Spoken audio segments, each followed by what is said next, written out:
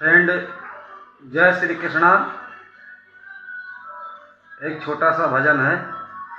वो कभी प्यासे को पानी पिलाया नहीं, बाद अमृत पिलाने से क्या फायदा।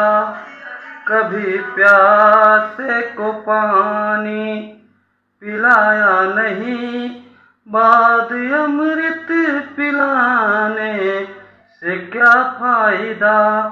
कभी गिरते हुए को